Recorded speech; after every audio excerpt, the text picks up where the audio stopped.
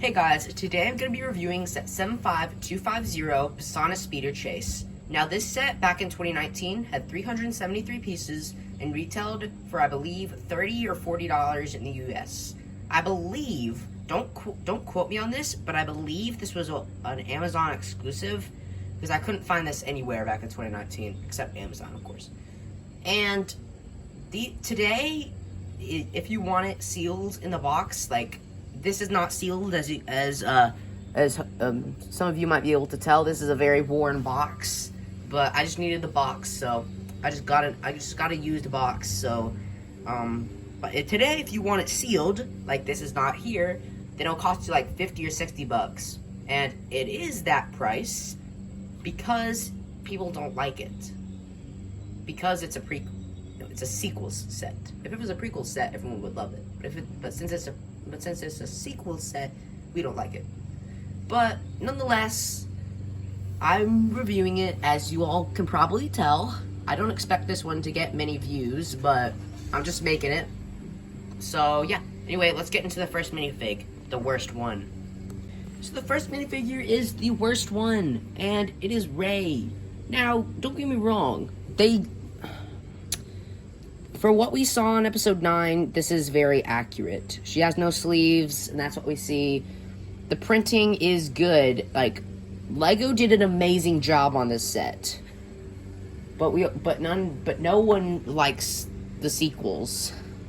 There's that small percentage of people who do.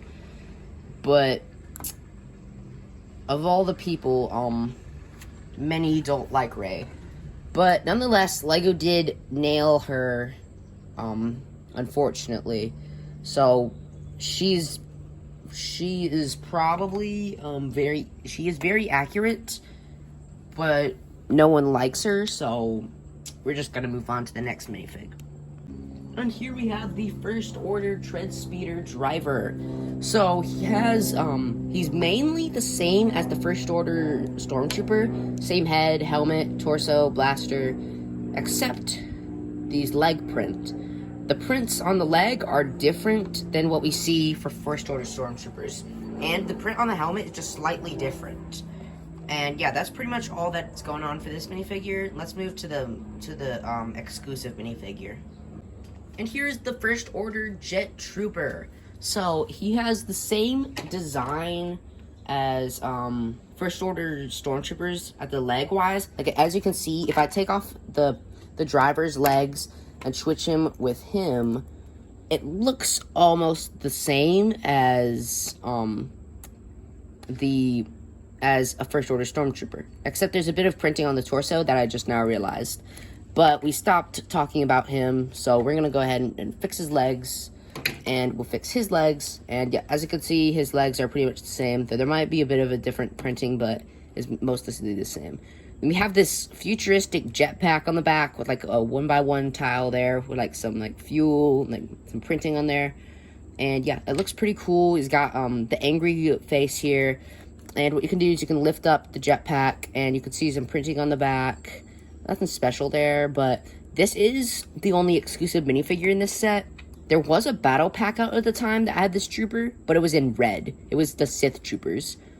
And you could get this minifigure, but it was in red. So, just something there. He's got a regular blaster, and yeah, this is probably my favorite minifigure because of it, because it's exclusive.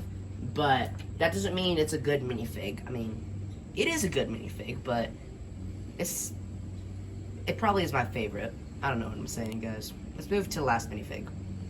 And here we have BB-8.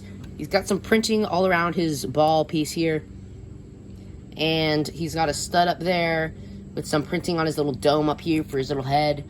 Nothing crazy, except the eye is bigger than the episode 7 and maybe 8 version. Episode 7, the eye was smaller, and then I'm not sure about episode 8. I think the episode 8 was either the same size or, well, of course it either the same size or smaller, but I believe it was the same size. I believe they fixed it for episode 8. But yeah, that's BB-8 for you. Our side build here is this little fair tent, and you get like this crate here that you can detach, and you can dump it out to find a grappling hook here a shovel here, and a saw here. And all of that fit nicely into this crate, and there's a stud there that holds it on there, and it looks really good. So we have a flag up here on this top piece here, and it has a bit of bend to it. And over here, as you can see, we have like binoculars on this little clip over here. And then over here, we have this little crate, which inside actually has a couple of studs in it. And that is going to be for your speeder. And yeah, that's pretty much this little fair thing. I do like the color combo though, like the maroon, like dark red, and the light blue. I think that those colors really work well together. And here we have Ray's speeder. So to start off with, as you can see, it's like hovering, and that is because there's some cylinder pieces on the bottom that make it look like it's hovering. It gives the illusion of that. And I do like the look of that. It looks really nice. We have some tubing under here that's a bit bent. I also like the look of that. That looks really cool. And I'm trying not to be biased, guys, but I was a bit biased of not liking episode 9 for the minifigs, but I'm gonna try to not be biased in my review. But if any, hopefully you all know what biased means. If you don't, I'm not explaining it. Anyway, as you can see, we have like these pieces here. I think these might be like blasters, but I'm not sure. I think those are blasters, but they could be just like some parts or something. Now here's like a booster here. We got like a flag here. And here's the steering thing. We'll come back to that. And sadly, as many of you know, in the speeder chase, there was a bunch of these. Like in episode 9, there were a bunch of these speeders. And then Ray, and BB-8, and then I think maybe someone else had this speeder. And then Finn, Poe, and Chewie had like a blue speeder. I wish they had made the blue speeder in Lego. That would have, like, that speeder I think was cooler than this one. But it was a bit more complex, so I think we're probably lucky to just get one speeder. But anyway, with that being said, we have like some tail fins back here. And they're holding nicely by this part here.